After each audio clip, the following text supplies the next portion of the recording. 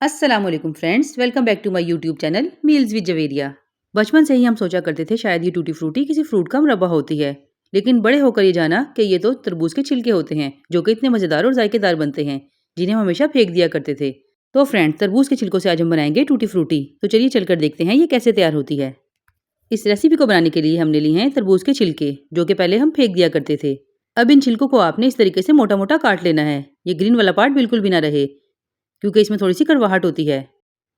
और ये बचा हुआ थोड़ा-सा तरबूज, ये भी हमने इसमें से उतार लेना है, वरना ये रेसिपी को ख़राब कर देगा। तो फ्रेंड्स, अभी हमारे पास व्हाइट वाला पार्ट आ गया है। अब इस तरीके से मैं इसे छोटे-छोटे क्यूब्स में काट लूँगी। ये मेहनत आपको सिर्फ़ एक ही दफ़ा करनी है और सारा साल इससे फ़ायदा उठाना है। तो फ्रेंड्स, ये देखिए इस तरीके से मैंने क्यूब्स में काट ली हैं। चलिए अब हम इन्हें पका लेते हैं। तो मैंने फ्राइंग पैन में पानी को गर्म करने के लिए रख दिया था। अब मैं तमाम कटे हुए पीस इसमें ऐड कर दूँगी। पहले हम इसे ऐसे ही पकाएँगे उबल जाने तक। और ये देखिए अब इसमें उबाल आने लग गया है।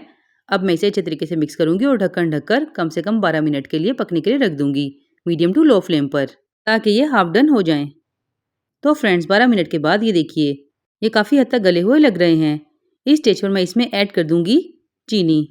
चीनी मैं इसी पानी में ऐड कर रही हूँ, तकरीबन 1 कप के करीब, और इसे अच्छे तरीके से मिक्स करके दोबारा से पकने के लिए रख दूँगी। कुछ लोग चीनी को अलग से पकाकर शीरे में डालते हैं, उस तरीके से भी ठीक है, लेकिन ये तरीका ज़्यादा आसान है। अब मैं इसे ढक्कन ढककर मज़ीद 15 मिनट के लिए पकने के लिए रख दूँगी। तो फ्रेंड्स, 15 मिनट के बाद ये देखिए पानी तकरीबन खुश्क हो गया है और ये बिल्कुल मुरब्बा की शक्ल की आ गई हैं। और ये देखिए कितने अच्छे तरीके से गल गई हैं। अब आपको इसको जितने कलर्स का बनाना है उतनी ही जगह डिस्ट्रीब्यूट कर लीजिए। मैं इसको 4 जगह डिस्ट्रीब्यूट करूँगी। तो व्यूअर्स, ये देखिए मैंने तमाम टूटी फ्रूटी 4 जगह में डिस्ट्रीब्यूट कर ली है और शीरा भी इसमें साथ ही डाल दिया है जो उसमें बचा था।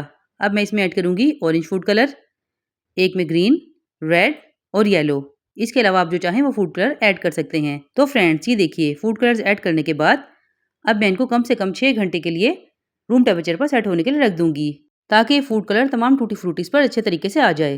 तकरीबन 6 घंटे के बाद ये देखिए इन तमाम टूटी फ्रूटीज़ पर कलर कितने अच्छे तरीके से आ गया है। अब मैं इन तमाम टूटी फ्रूटीज़ को स्टेन कर लूँगी। तो फ्रेंड्स, ये देखिए 1 घंटे के बाद इनका तमाम शीरा निकल गया है। अब ये बिल्कुल रेडी हैं। ये देखिए फ्रेंड्स, माशाल्लाह से किस कदर अच्छी टूटी फ्रूटी बनकर तैयार हुई है और कलर भी कितने खिले खिले आए हैं। आप चाहें तो इसे ऐसे अलग अलग भी रख सकते हैं और एक साथ इस तरीके से मिक्स भी रख सकते हैं। आप इसे बआसानी फ्रिज में 6 माह तक सेव कर सकते हैं और फ्रीज़र में ये 1 साल तक बिल्कुल ख़राब नहीं होंगी। आप इसे किसी भी चीज़ में इस्तेमाल कर लीजिए। और आपने देखा कि घर में कितनी आसानी से बन गई है, बिल्कुल लो बजट रेसिपी है। तो फ्रेंड्स, अगर आपको मेरी रेसिपी पसंद आई है तो प्लीज़ लाइक शेयर सब्सक्राइब ज़रूर कर दीजिएगा। फिर हाजिर होंगी ऐसी ही शानदार रेसिपी के साथ। तब तक के लिए अपना बहुत ख्याल रखिएगा, दुआ में याद रखिएगा। अल्लाह हाफ़िज़।